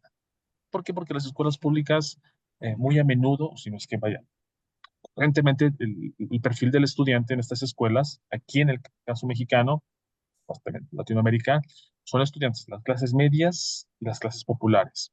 Entonces, son los que a veces, o los que más frecuentemente carecen de las herramientas, los instrumentos adecuados, y por lo tanto tiene un impacto, ¿no? Que se vive, que se expresa de manera en las emociones.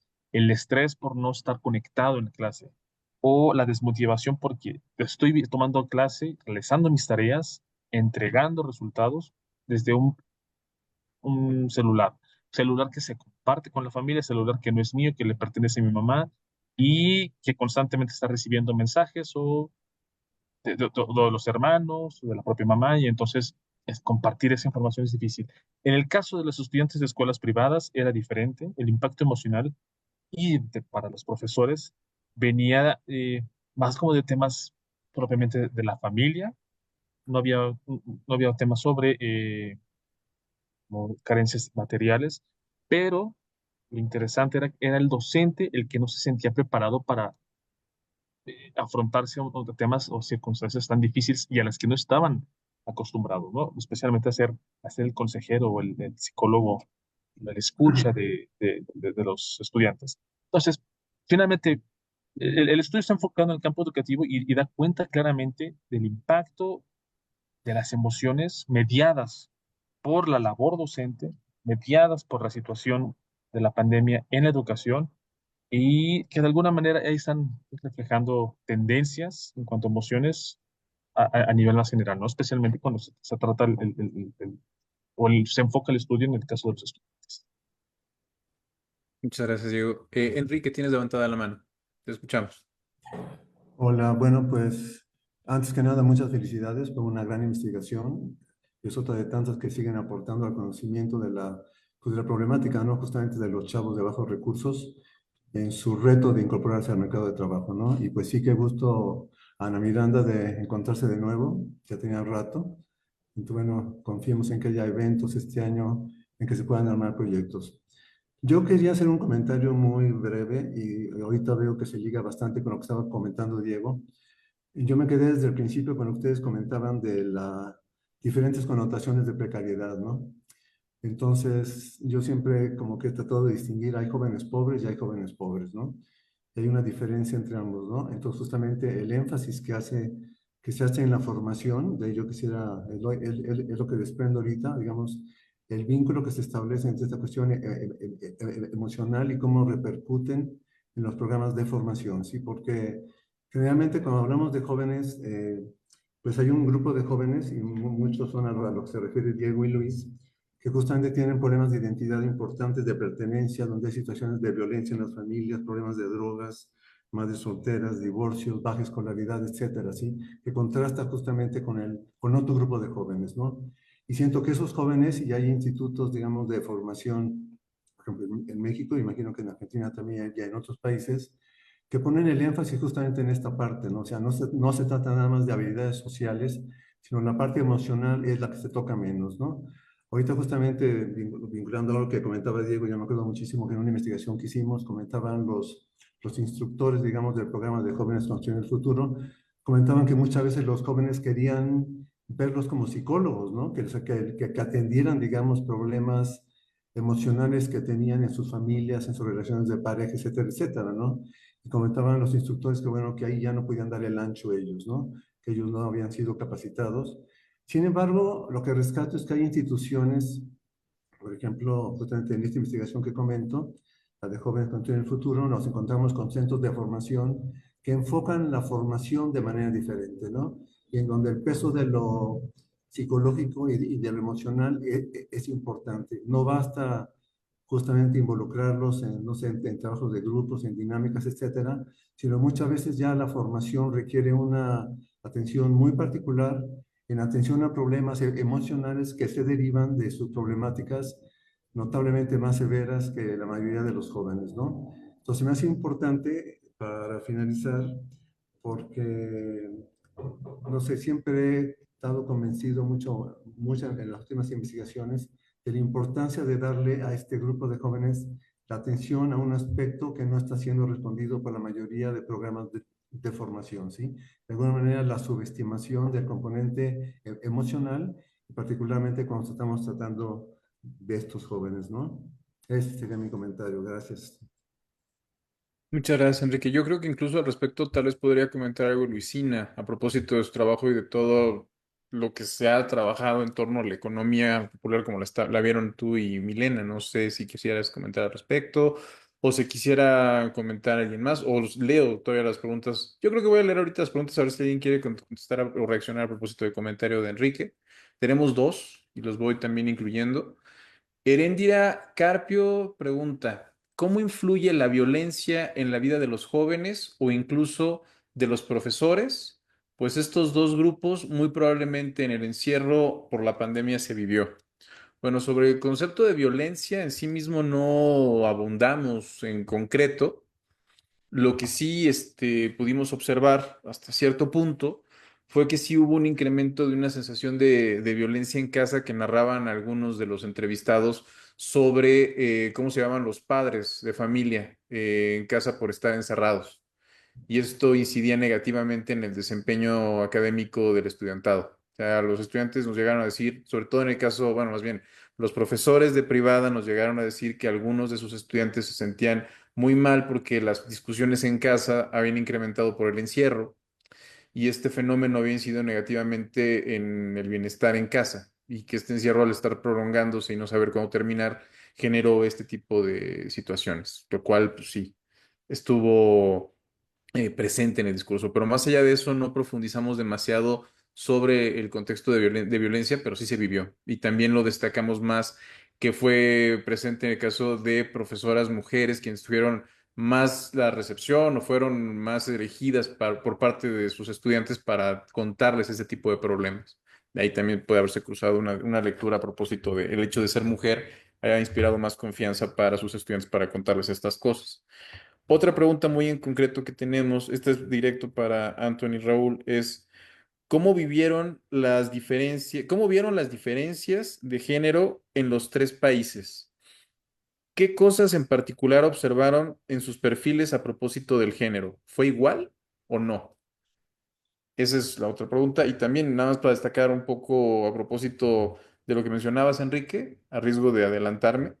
eh, pues sí, en los tres países existen programas muy semejantes como los que existen aquí para atender a esta población. Y en los tres se puede hacer una lectura también de cómo se entienden, son programas que funcionan como los que mencionaba Luisina, por eso lo mencionaba, de planeros, de que hay muchos jóvenes que están orientados hacia el mercado informal o a estar trabajando en alguna formación técnica. Y normalmente en algunos países latinoamericanos esta formación técnica está asociada a un ingreso. Y es precisamente dado ese ingreso que se mantienen en esta formación, no necesariamente porque contribuye a la mejora de sus condiciones, sino porque es una posibilidad de desarrollo. En algunos casos ha sido así. No sé si Anthony y Raúl quisieran contestar a esta pregunta. También tenemos otra por acá en Facebook. Ahorita también Pati ha tenido un poquito de problemas en conexión, por eso estoy en varias plataformas al mismo tiempo. Pero Anthony y Raúl, no sé si quieran contestar esta sobre las diferencias que observaron de género en los tres países, si hubo una diferencia en sus perfiles que ustedes pudieron observar. Sí, claro. Esos son los principales hallazgos de la investigación. Lo primero que podríamos decir es que las mujeres tienen una mayor permanencia en los sistemas educativos, o sea, cuentan con trayectorias educativas de permanencia si se comparan con los hombres. Lo segundo es que producto de una interrupción de estudios, o sea, trayectorias de interrupción de estudios, ya sea en Costa Rica específicamente en cuanto a la transición de primaria a secundaria, y en México y Argentina, en esto en el sector rural, ¿verdad? Y en México y Argentina, como en el sector urbano de Costa Rica, es decir, trayectorias de interrupción de estudios en secundaria, hay una más temprana inserción al mundo del trabajo. Esto es una cuestión muy importante de tener en cuenta en cuanto a los hombres, ¿verdad? Y en cuanto a las mujeres, otro factor muy importante, como lo decíamos en la exposición, es que a pesar de las políticas de igualdad de género, se sigue viendo que mujeres, aún con trayectorias educativas mucho más complejas que la de los hombres, siguen siendo relegadas al mundo del trabajo no remunerado en los espacios domésticos, al mundo del trabajo reproductivo, ¿verdad? Entonces, sí hay diferencias muy importantes, ¿verdad? Sí hay diferencias muy importantes.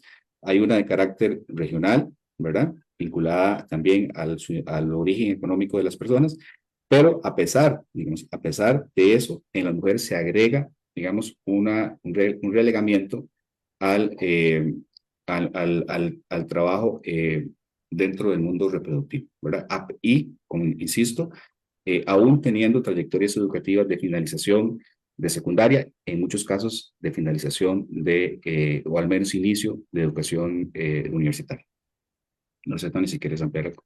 Sí, voy a agregar un par de cosas que me parecen importantes para redondear el señalamiento de Raúl, y es que si se comparan los hombres y mujeres de los mayores grupos de ingreso, incluso ya observamos diferencias, ¿verdad? Los hombres en general de mayores ingresos, la finalización de la educación superior es una constante.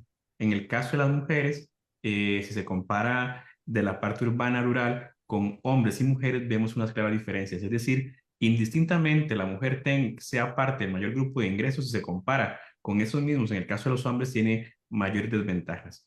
Y otro tema que podríamos observar es que mujeres con altas cualificaciones posterior al tema del COVID, hay un retorno a una transición más bien al trabajo no remunerado. Es decir, las encontramos antes de pandemia en ocupaciones de calificación media o alta. Posterior al año, o en el año 2022, cuando hicimos la observación, hay una reincorporación al trabajo no remunerado. Es decir, en general, en América Latina, la tasa de ocupación bajó significativamente. Perdimos muchas personas en puestos de trabajo. Eso hace que la tasa de desempleo abierto disminuya, pero esa ocupación absoluta de personas principalmente se da en mujeres. Es decir, en el caso costarricense, se puede estimar que 125.000 personas no volvieron a recuperar los trabajos que tenían anteriormente. Y de esas 125.000 personas, más de 75.000 son mujeres, ¿verdad? Entonces volvieron al espacio no reproductivo. Esa es una constante y definitivamente es una gran diferencia. Ok. Y tengo una última. Está orientada a la presentación que hizo Luisina. Me preguntan, ¿cómo influyen las experiencias de organización colectiva y economía popular en la construcción de identidades y estrategias de subsistencia para las juventudes que habitan en contextos marginalizados en Argentina? ¿Y qué aprendizajes o transformaciones pudieron emerger en las prácticas comunitarias y de participación política? Bueno, muchas gracias por la pregunta. Em, Creo que sobre la participación política es uno de los hallazgos que más vimos, porque lo que vimos con Milena es que la posibilidad de participar en estas organizaciones ha permitido que muchas de las juventudes se vuelvan referentes. De hecho, justamente, bueno, Milena junto con el grupo de Ana Miranda y todo su grupo de estudio, que fueron quienes estudiaron a, a las juventudes urbanas que están en el capítulo. Ellas estudiaron específicamente a los jóvenes referentes de esta organización y yo también estudié procesos políticos de participación dentro de estas organizaciones y vemos que es muy importante. Eso es una de las cuestiones más importantes en términos de construcción identitaria y en términos de un proceso de construcción de la subjetividad y sobre todo de una subjetividad política. Em, Muchas de estas juventudes se han vuelto referentes en sus organizaciones y a partir de allí han construido su proyecto de vida. Em, y después, con respecto a la construcción identitaria, un poco lo que hemos visto es esto que mencionaba, que podemos pensar como un camino de transición subjetiva desde ser jóvenes de sectores populares a ser una juventud trabajadora y ser una juventud trabajadora organizada, especialmente con esta carga de querer hacer un trabajo social para el barrio, para la organización, bueno, para las chacras, para los parajes en el caso de las ruralidades. Y consideramos también una de las cuestiones que más veíamos con Milena, es que es esa posibilidad de construcción identitaria ha sido muy relevante para la construcción de las trayectorias. em, Cuando si uno se pone a ver o si uno se focaliza en el ingreso, este no es tan importante. O sea, no tenía tanto que ver con la cuestión material, sino justamente con esto que hace la pregunta es esta posibilidad de construcción identitaria, de sentirse en una red, de sentirse en una red amorosa, de contención, esto que decíamos de las organizaciones entendidas como familias, lo que más... lo que más las juventudes resaltan a la hora de decir yo me quiero quedar acá, o valorizo este tipo de trabajo frente a otros trabajos, bueno, precarizados, porque a todos los trabajos que estas juventudes que nosotros analizamos acceden son trabajos precarizados, por eso justamente es el diálogo que hemos entablado en el libro. Hasta ahí. Gracias. Al contrario, muchas gracias a ti, Milena. Pues el tiempo nos está ganando. Antes de que pudiéramos abrir más, no sé si alguien más tuviera alguna pregunta todavía en Zoom. Estamos ya libres en Facebook y también en el chat de por acá. Bueno, siendo 4:51, también quiero destacar que estamos en diferentes usos horarios, que tuvieron la gentileza y amabilidad de estar disponibles y presentes. Al mismo tiempo, me es importante también avisar sobre el próximo Seminario de Educación en Reflexión, que estará a cargo de Diego Juárez, investigador del INIDE, que nos presentará las consecuencias en el ejercicio de docentes rurales de México durante el cierre de escuelas por COVID-19 el 24 de abril a las 13 horas, Ciudad de México. Bueno, sin más, creo que podríamos ir cerrando ya la transmisión, no sin antes agradecer de nueva cuenta a José Antonio, a Anthony, a Raúl, a Luisina, a Azu, a Diego, a Ana, también a Enrique, todos amigos y también mucha gente que amablemente nos ha dicho muchas gracias por el trabajo, nos mandan felicitaciones y nos han hecho preguntas por diferentes medios, lo cual da cuenta del interés de la investigación que ha suscitado en diferentes lugares y para diferentes personas. Muchísimas gracias.